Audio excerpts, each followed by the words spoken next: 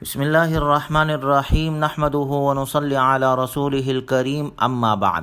سیرت النبی صلی اللہ علیہ وسلم کا 48واں درس حضور اکرم صلی اللہ علیہ وسلم کے سفر طائف میں عداس کے قبول اسلام اور جنات کے اسلام قبول کرنے سے متعلق ہے۔ جب آپ علیہ الصلاۃ والسلام کو اہل طائف نے بہت اذیتیں پہنچائی اور آپ کو مجبوراً عتبہ اور شیبہ کے باغ میں پناہ لینی پڑی، جب ان دونوں نے آپ علیہ الصلاۃ والسلام کو دیکھا تو پہچان لیا اور کہا ھذا محمد، یہ تو محمد ہے صلی اللہ علیہ وسلم، تو یہ منظر دیکھ کر ان کے جذبہ قرابت میں حرکت پیدا ہوئی، ان کے خون قرابت نے جوش مارا۔ انہوں نے اپنے غلام جس کا نام عداس تھا بلایا اور غلام سے کہا یہ کچھ انگور ہے، پانی ہے، لے جاؤ اور محمد صلی اللہ علیہ وسلم کی خدمت میں پیش کرو۔ عداس نے انگور کا خوشہ لے جا کر رسول اللہ صلی اللہ علیہ وسلم کے سامنے رکھ دیا اور آپ سے کہا کہ آپ کھائیے۔ آپ علیہ الصلاۃ والسلام نے جب انگور کھانے شروع کیے تو بسم اللہ الرحمن الرحیم آپ نے پڑھی۔ جب آپ علیہ الصلاۃ والسلام نے بسم اللہ پڑھی تو عداس جو غلام تھا حیران رہ گیا کہ کفار مکہ، رؤسائے قریش وہ تو کبھی یہ نہیں پڑھتے، اور بسم اللہ کے بارے میں پوچھا تو آپ علیہ الصلاۃ والسلام نے فرمایا کہ ہم یہ مبارک کلمات ہر کھانے سے پہلے پڑھتے ہیں۔ عداس نے آپ علیہ الصلاۃ والسلام کی زبان اطہر سے بسم اللہ سنی تو بڑے غور سے آپ کے چہرے انور کی طرف دیکھا اور پھر کہا اللہ کی قسم اس شہر کے رہنے والے تو یہ کلام نہیں کہتے۔ آپ علیہ الصلاۃ والسلام نے اس سے پوچھا من اہل ای البلاد انت یا عداس وما دینک، اے عداس تم کون سے شہر کے رہنے والے ہو اور تمہارا دین کیا ہے؟ عداس نے کہا میں عیسائی ہوں اور نینوا کا باشندہ ہوں۔ آپ علیہ الصلاۃ والسلام نے فرمایا من قریۃ الرجل الصالح یونس، تم بلند کردار کے حامل شخصیت یونس علیہ الصلاۃ والسلام کی بستی سے ہو؟ اس پر عداس بول اٹھا آپ انہیں کیسے جانتے ہیں؟ حضور اکرم صلی اللہ علیہ وسلم نے فرمایا ذاک اخی کان نبیا وانا نبی، وہ میرا بھائی ہے، وہ نبی تھا اور میں بھی نبی ہوں۔ جو بات یونس علیہ الصلاۃ والسلام کہتے تھے وہی بات میں کہتا ہوں۔ عداس نے رسول اللہ صلی اللہ علیہ وسلم کے سر مبارک اور ہاتھ کو بوسہ دیا اور اس موقع پر کہا اشہد انک عبد اللہ ورسولہ، میں گواہی دیتا ہوں کہ بلا شبہ آپ اللہ کے بندے اور اس کے رسول ہیں۔ جب عداس آپ علیہ الصلاۃ والسلام کے پاس سے واپس آیا تو عتبہ اور شیبہ اس کے مالکوں نے کہا تمہیں کیا ہو گیا تھا، تم اس کے سر چوم رہے تھے، ہاتھ چوم رہے تھے، کیوں؟ تو عداس نے اپنے مالکوں سے کہا کہ یہ تو اللہ کے رسول ہے۔ دونوں فوراً بول اٹھے اس نے تجھے دھوکہ دیا ہے۔ عداس نے کہا واللہ انہ رسول، خدا کی قسم وہ اللہ کا سچا رسول ہے، جو بات اس نے مجھے بتلائی ہے وہ نبی کے بغیر کوئی جانتا ہی نہیں۔ اس وقت روئے زمین پر ان سے بہتر کوئی ہستی موجود نہیں۔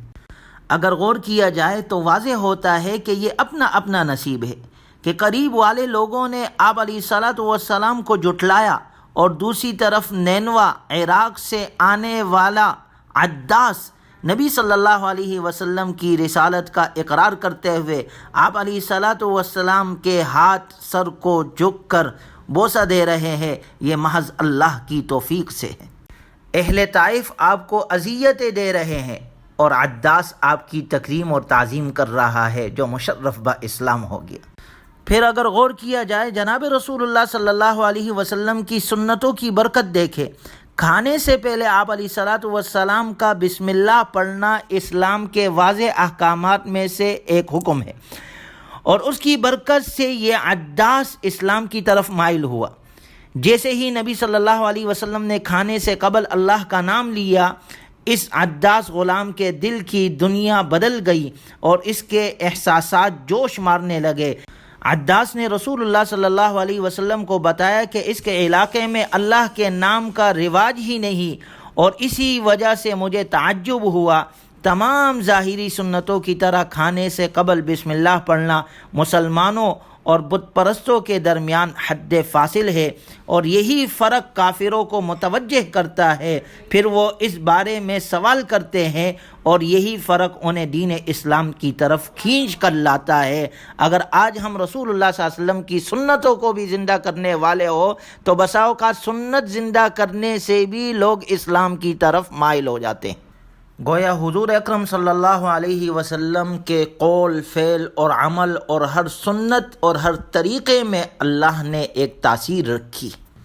اب جب حضور اکرم صلی اللہ علیہ وسلم طائف سے واپس ہو کر مکۃ المکرمہ تشریف لا رہے تھے تو آپ علیہ الصلاۃ والسلام نے وادی نخلہ میں قیام کیا۔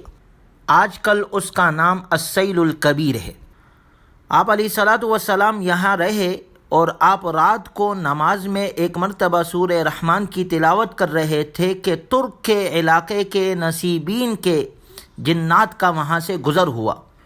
انہوں نے آپ علیہ الصلاۃ والسلام کی زبان اطہر سے قرآن سنا تو وہ مسلمان ہو گئے، اور اسی وقت ڈرانے کی غرض سے اپنی قوم کی طرف روانہ ہو گئے۔ اللہ تبارک و تعالی نے بذریعہ وحی آپ علیہ الصلاۃ والسلام کو ان کے آمد کی خبر دی، اور سورہ احقاف کی یہ آیت آپ پر نازل فرمائی، وَإِذْ صَرَفْنَا إِلَيْكَ نَفَرًا مِنَ الْجِنِّ يَسْتَمِعُونَ الْقُرْآنَ فَلَمَّا حَضَرُوهُ قَالُوا أَنصِتُوا، اور اس وقت کو یاد کیجئے کہ جب ہم نے جنات کی ایک جماعت کو آپ کی طرف بھیجا تاکہ آپ کا قرآن سنیں، پس جب وہ حاضر ہو گئے تو آپس میں کہنے لگے خاموش رہو، یعنی اس کلام کو سنو۔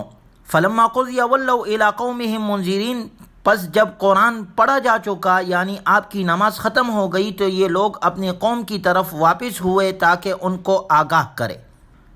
قالوا یا قومنا انا سمعنا کتابا انزل من بعد موسى مصدقا لما بین یدیہ یہدی الی الحق والی طریق مستقیم، جا کر یہ بیان کیا، کہنے لگے ہم عجیب کتاب سن کر آئے ہیں جو موسیٰ علیہ الصلاۃ والسلام کے بعد نازل ہوئی، جو پہلے کتابوں کی تصدیق کرتی ہے اور حق اور راہ راست کی رہنمائی کرتی ہے۔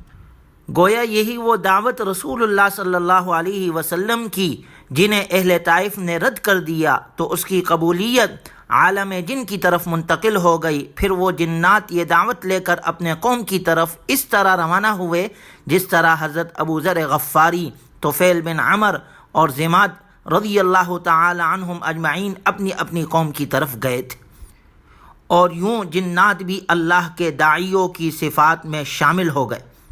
انہوں نے اپنے قوم سے کہا یا قومنا اجیبوا داعی اللہ وآمنوا بہ یغفر لکم من ذنوبکم ویجرکم من عذاب علیم، اے ہماری قوم اللہ کے داعی کی بات کو قبول کر لو اور اس پر ایمان لے آؤ، وہ تمہارے لیے تمہارے کچھ گناہ بخش دے گا اور وہ تمہیں نہایت دردناک عذاب سے پناہ دے گا۔ گویا اب نام محمد صلی اللہ علیہ وسلم صرف انسانوں کے دلوں کا مرکز نہیں بلکہ جنات کے دلوں کا مرکز بھی بن گیا، اور جنات میں بھی ایسے جانثار پیدا ہو گئے جنہوں نے علم توحید اٹھایا اور اپنے آپ کو دعوت الی اللہ کی طرف مائل کر لیا، اور ان جنات کے حق میں اترنے والا قرآن پورے سورہ جن قرآن کا حصہ بنا دی گئی جو قیامت تک لوگ اسے پڑھتے رہیں گے۔ جنات کی دنیا میں حاصل ہونے والی یہ عظیم فتح اور واضح مدد عالم انسان میں حاصل ہونے والے عظیم کامیابیوں کی تمہید اور اساس ثابت ہوئی۔ اس کے چند ہی مہینوں بعد انصار مدینہ کے وفد سے ملاقات کا واقعہ پیش آیا۔